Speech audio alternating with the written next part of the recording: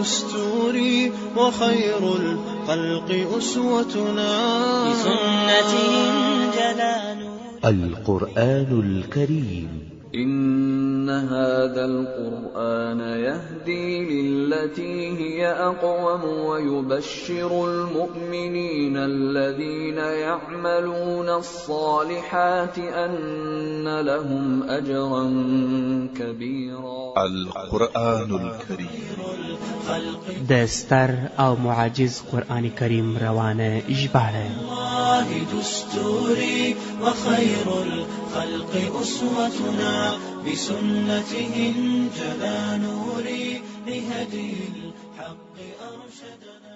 أعوذ بالله من الشيطان الرجيم. بسم الله الرحمن الرحيم. الحمد لله رب العالمين الرحمن الرحيم مالك يوم الدين إياك نعبد وإياك نستعين اهدنا الصراط المستقيم صراط الذين أنعمت عليهم غير المغضوب عليهم ولا الضالين. بسم الله الرحمن الرحيم. رب اشرح لي صدري ويسر لي أمري واحلل عقدة من لساني يفقه قولي. پرون سبق کی خمر د اعوذ بالله شریف د بسم الله شریف پر رابطه څخه خبره وکړه. هغه خبر په دې کې خلاصه سوه چې د اعوذ بالله شریف له مخوالی پر بسم الله شریف او بیا د اعوذ بالله شریف او د بسم الله شریف په مابین کې ربط. دا خبرم وکړه. د ربط هم دوی وجه بیان کړي. یوه وجه نقلی و د حضرت عبدالله ابن عباس رضی الله عنه په روایت باندې چې هغه وایي نبی علیه الصلاة والسلام اول ور ماته اعوذ بالله وویله، بیا یې بسم الله وویله، بیا یې د سوره علق د سرنامه وویله. نو دې نقل کې اعوذ بالله مقدمه ده، بسم الله په پسې ده. او دویم دا ده چې اعوذ بالله چې دا دې کې د تخلیه مقام بیان شوی ده چې د بدو اخلاقو څخه، د بد عقیدې څخه، د بدو اعمالو څخه موږ د الله صدا غواړو چې له دغه موږ ځان خلاص کړو. او په بسم الله شریفه کې بیا د تحلیه مقام بیان شوی ده چې الله جل جلاله موږ په ښه عقیده، په ښو اعمالو، په ښو اخلاقو باندې موږ ښایسته کړي. عقلي مسله دا ده چې دا تخلیه چې ده دا تر تحلیه مقدمه ده. یو لوښي کې چې یو پایدمن شی اچوي نو یار یې ښه پاک پرېمینځي چې کوم ګړزونه و مچان و دا پکښې وي هغه ځینې لرې کړي، له هغه وروسته بیا شی کې واچوي. که لا ګړزو و دوړو و مچان و له هغه ګنده سره د شی کې واچوو نو بیا خرابېږي. نو دغسې بسم الله څخه مقام ده. له اعوذ بالله شریف کې مقام د تخلیه ده. اعوذ بالله من الشیطان الرجیم. اعوذ پناه غواړم بالله په الله سره من الشیطان یعنی من وساوس الشیطان، له هغو وسوسو د شیطانه چې هغه د عقیدې په رابطه غلطې وسوسې را اچوي، غلطې مشورې راکوي، د عمل په رابطه یې راکوي، د اخلاقو په رابطه یې راکوي، چې له دغه څخه خالي سي. بیا بسم الله الرحمن الرحیم. دلته یو علمي مسله د علما تقدیر کوي. بیا حرف جر د اسم یا مجرور ده. دا جار و مجرور چې راسي دا متعلق واړي، بل توری واړي. بل توری دلته که هر توری ورسره کښېږدي د استعانت معنا پکښې ثابته ده. د استعانت دا معنا ده چې یعنی استعینو زه معاونت غواړم د الله جل جلاله څخه. استعینو بسم الله معاونت غواړم په نامه د الله سره، او معاونت غواړم په نامه د هغه الله چې دی رحمان ده او دی رحیم ده. او معاونت غواړم پر چی شي؟ على تحصيل العقيدة الصحيحة والأخلاق الفاضلة والأعمال الصالحات. لدې لارې معاونت غواړم چې الله جل جلاله مې د صحیح عقیدې خاوند کړي او د نیکو اعمالو خاوند مې کړي او د نیکو اخلاقو خاوند مې کړي. په دغه ځای کې زه له الله څخه معاونت غواړم. نو دا بیا ګوره مقام د تحلیه سي. دا د اعوذ بالله شریفي و د بسم الله شریفي تر مابین ربط.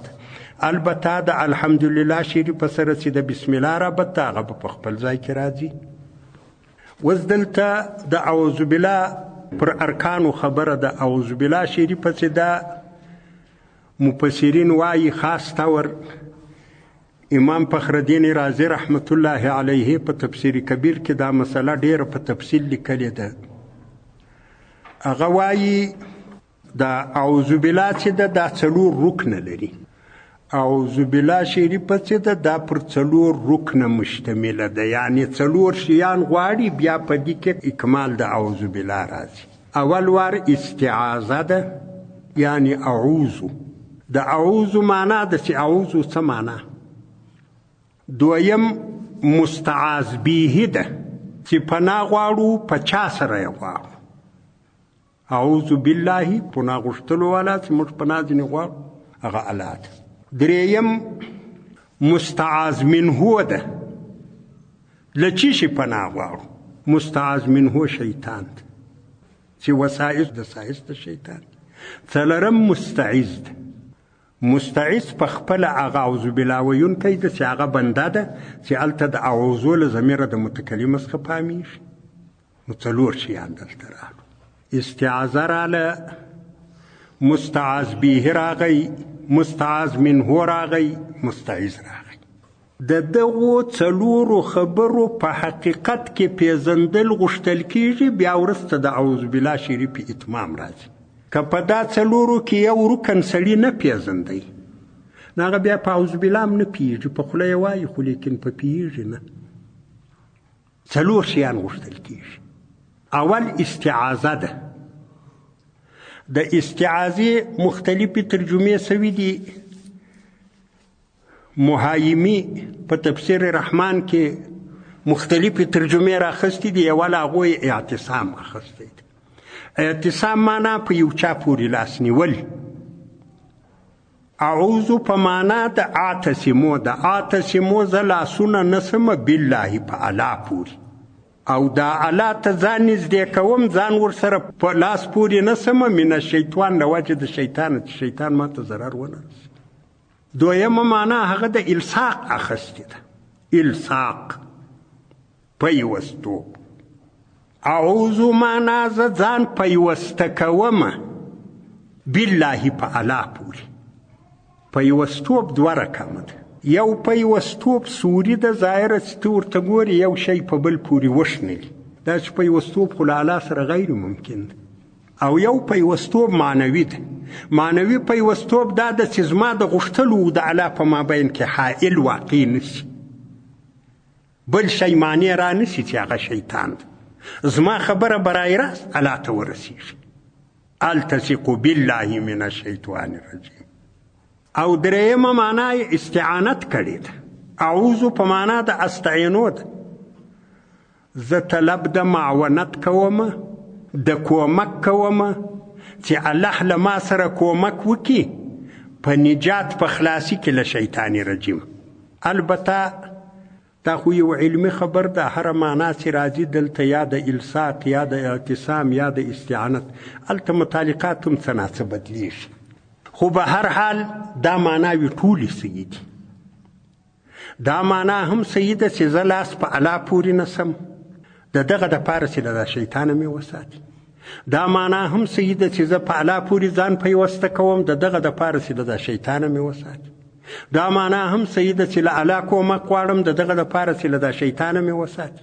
دا درسرې معناوې صحیح دي. دا د استعاذې معنا ده. اعوذ دا معنا ورکوي. په اعوذو کې چې دلته هغه ضمیر د متکلم سته، د مضارع د متکلم واحد صیغه ده. ضمیر د متکلم یعنی اعوذ، یعنی انا اعوذ، زه پناه غواړم، یا اعوذ انا. دغه ضمیر چې دلالت پر کوي دا 2یم رکن د مستعذ. مستعذ په خپله بنده ده. نو دلته کې دا ضرورت ده چې بنده په خپله بندګي یاري پیژني. بیا نو دی له الله پناه غوښتی. د بنده بندګي پیژندل دا دي چې بنده خپل ځان داسې وپیژني چې زه علی الاطلاق سر ته پایه محتاج یم.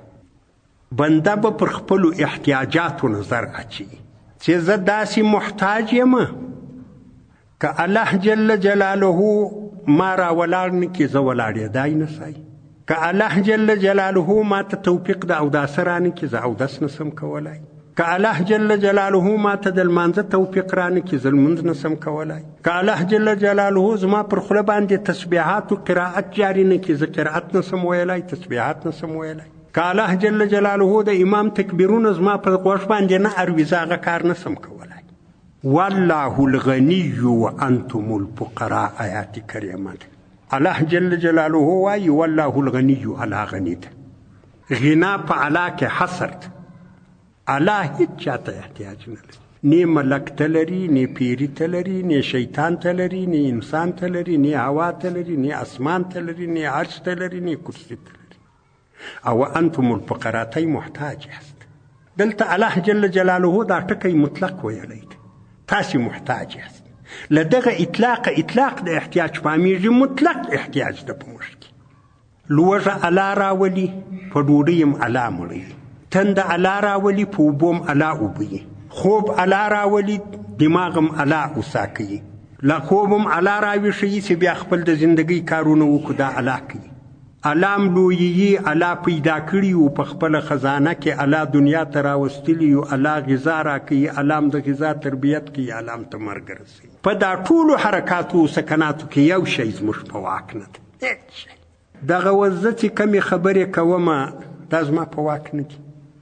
الله جل جلاله پر دغه زه به په دا خوله کې جاري کړي دي. ولې که دا زما په واک وای، یو څوک چې یو کار په اختیار کوي هغه ته کار معلوم وي. که اوس تی له ما پوښتنه وکړي دا سبق دې شروع کوي څو کلمې دې وویلې، ما معلومات نسته، نو دا خو معلومه ده چې له ما سره اختیارات نسته. بل څوک دا کار کوي زما پر خوله باندې معلومیږي. الله جل جلاله ته اوس معلومې دي چې دونه دې وویلې. نو بنده به دا خبره پیژني، دا خپل بندگی به پیژني. مستعز بنده ده، بنده به علی الاطلاق خپل عجز پیژني. چې عجز یې وپیژندی بنده دغې مرتبې ته ورسېدی چې یا الله چې ستا توفیق را سره نه وي، ستا قدرت را سره نه وي، ستا رحم نه وي پر ما باندې، له دغه ظالمه زه ځان نسم ساتلی. چې هر څو زه ځان ته جرأت راولم، هر څو زه ټینګ عزم وکم، هر څو زه ټینګه اراده وکم، زما خپله طاقت تمامیږي او بلکې زما بیخي له سارې طاقت ستا ده. زه مطلق محتاج یم. چې سړی مطلق محتاج یي هېڅ نه لري. یو سړی داسې فرض که یو سړی کالي نه لري، اوبه نه لري، ډوډۍ نه لري، خونه نه لري، بستره نه لري، تلتک نه لري، نالي نه لري، هېڅ شی نه لري. دا مطلق محتاج ده. دا څونه د احتیاج شیان چې دي دا به دی له بله غواړي، خپله خوا د هېڅ نشته. که ځان ته وداو کالي بله غواړي، که ځان مړاو ډوډۍ بله غواړي، که ځان اوبه کاوه اوبه بله غواړي. داسې حالت ته د انسان داسې محتاج ده. انسان به داسې چورت وي، داسې چورت. دا خپل احتیاج چې دی وپیژني، فکر به داسې کوي. دا ګرانه مسله ده چې سړی په خپل ځان کې مطلق احتیاج وپیژني. دا فکر غواړي، چورت غواړي.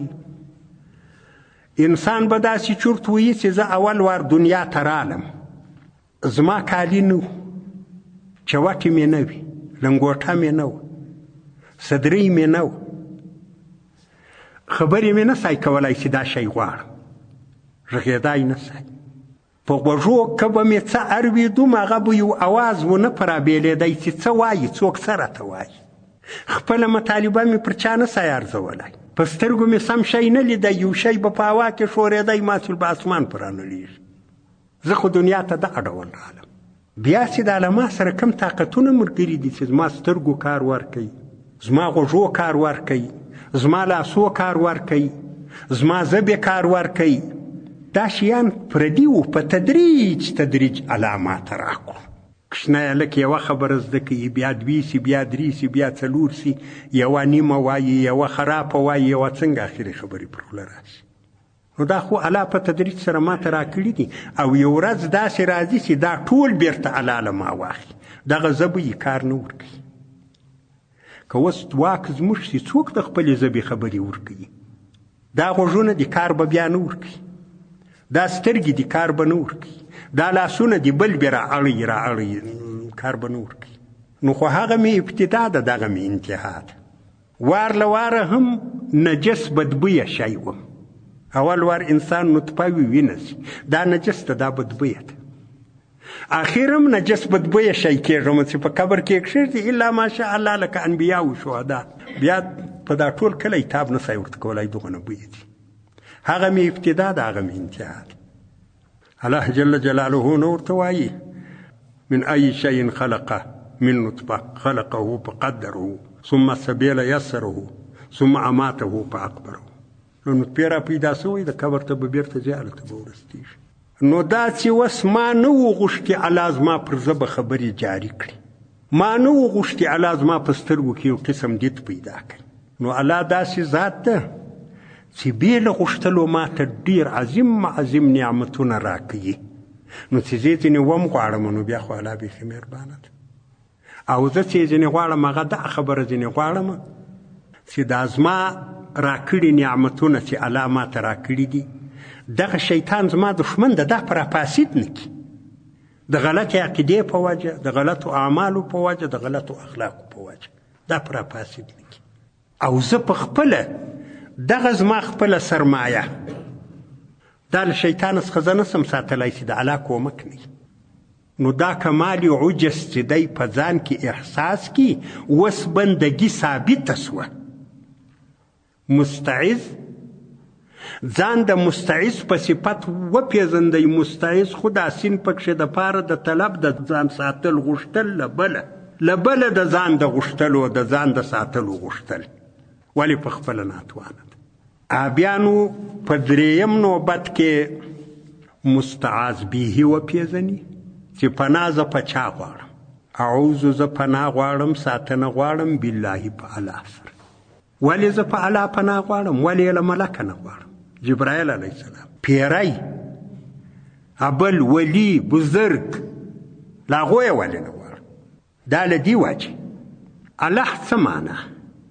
دا د الله د نامه ترجمه.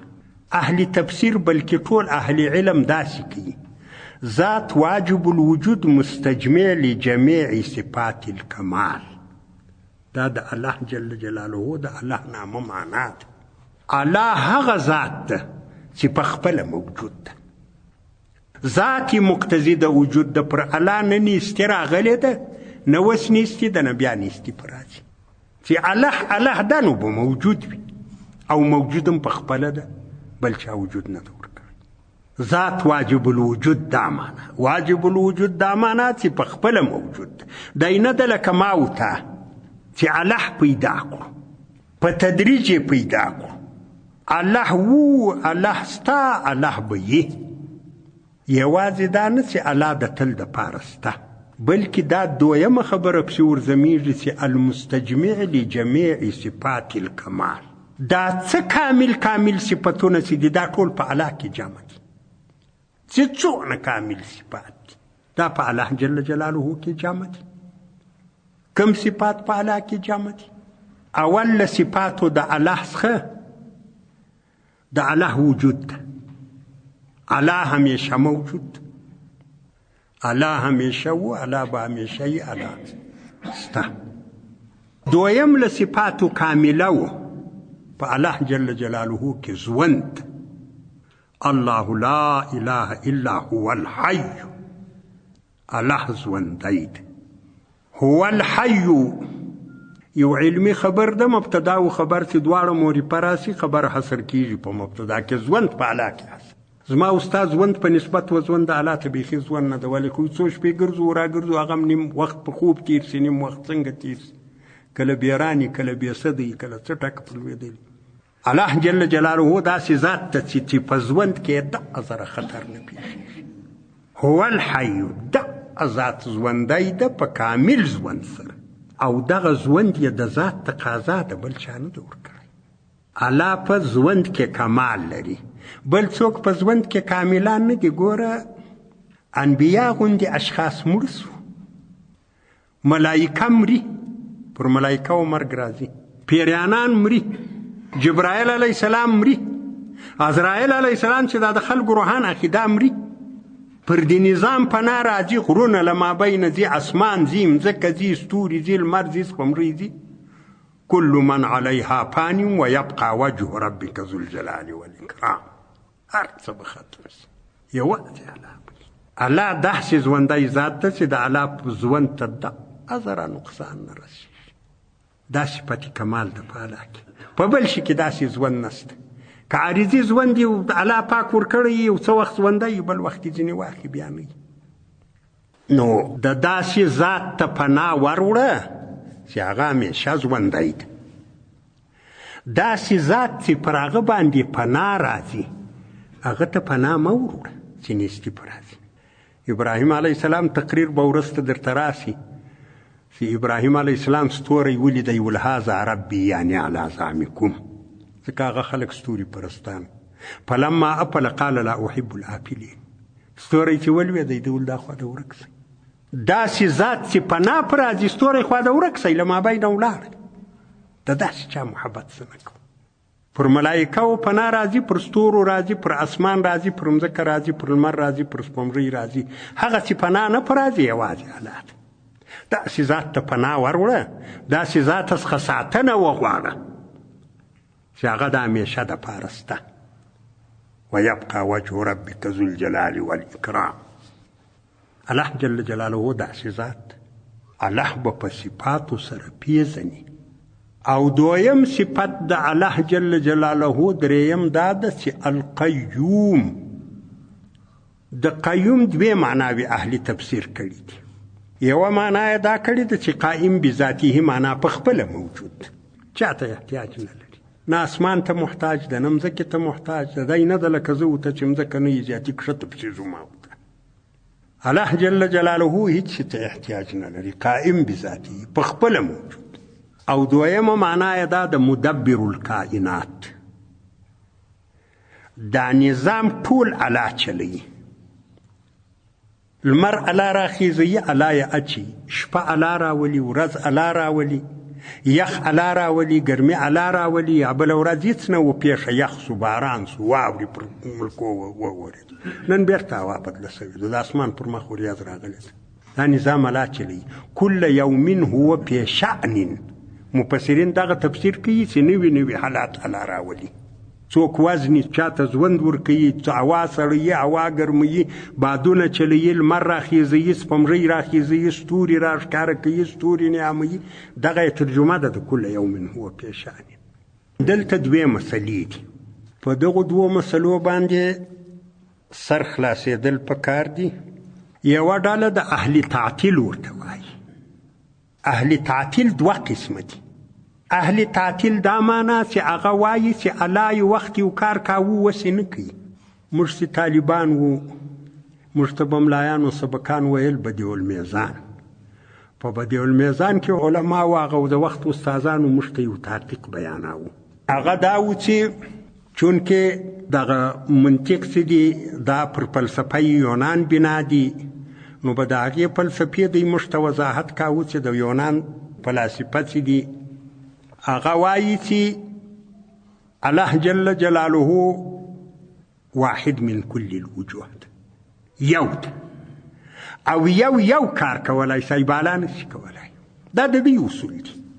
نو الله جل جلاله اول وار یو کار وکړي، عقل اول یې پیدا کړي، بالا د الله د تخلیق قوت ختم شو، نعوذ بالله منها، دا کفر ده.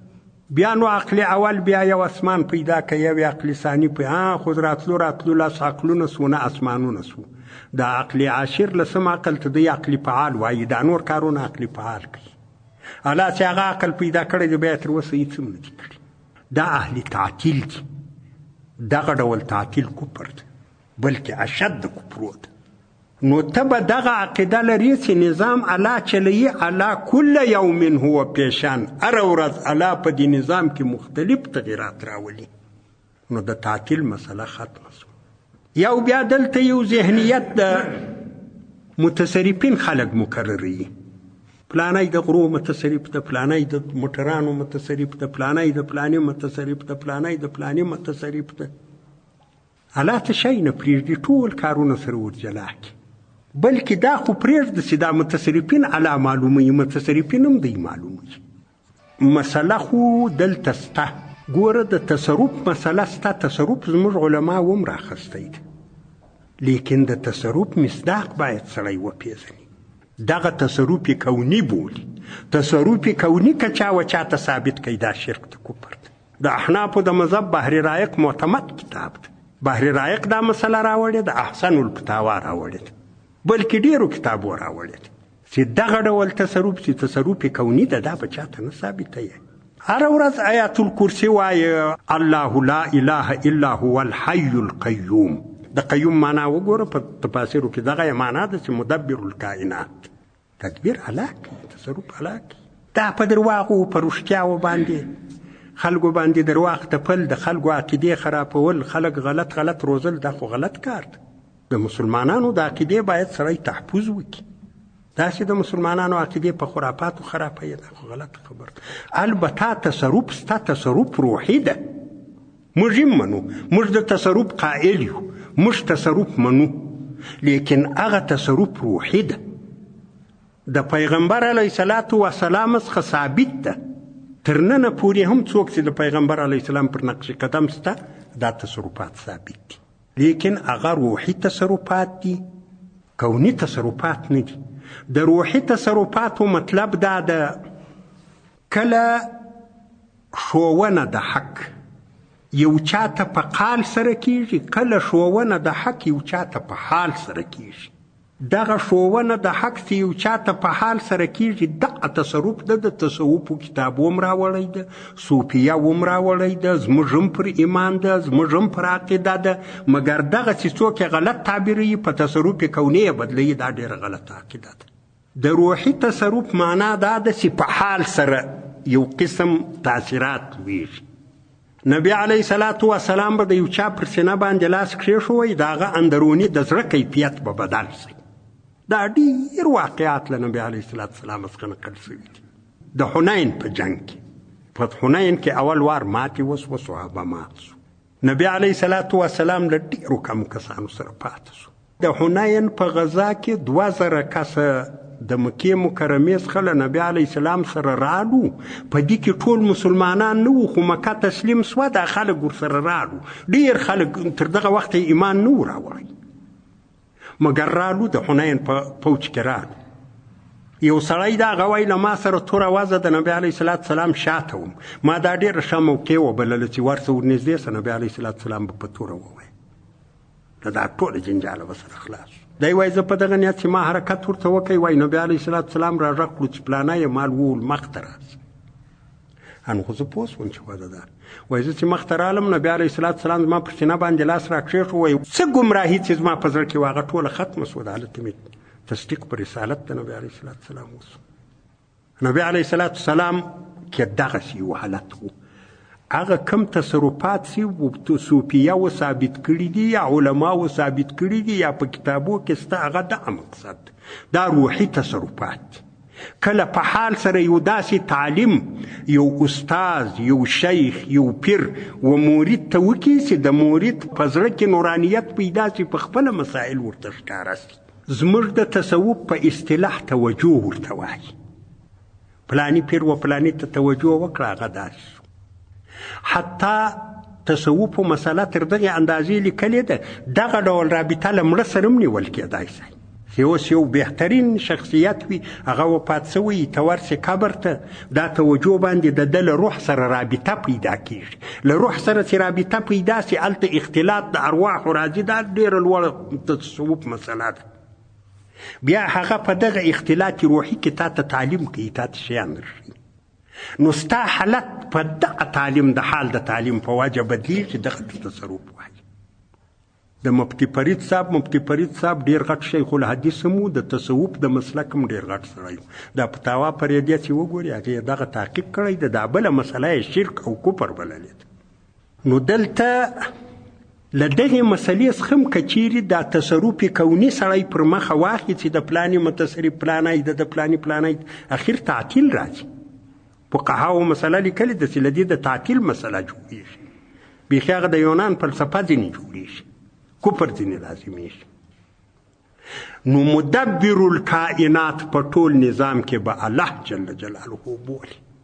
هر حرکت چې په دې نظام کائنات کې راځي، هر سکون چې په دې نظام کائنات کې راځي، دا ټول د الله په اراده ده او دا هر څه چې کېږي د الله کوي. نو مقصد دا سو چې الله جل جلاله په دغو صفاتو وپېژني چې مخکې موږ وویل چې واجب الوجود مستجمع لجميع صفات الکمال. یو له صفاتو کامله ویه حیات ابدي ده، یو له صفاتو کامله ویه دغه د ټول نظام تدابیر دي چې الله یې په خپله کوي.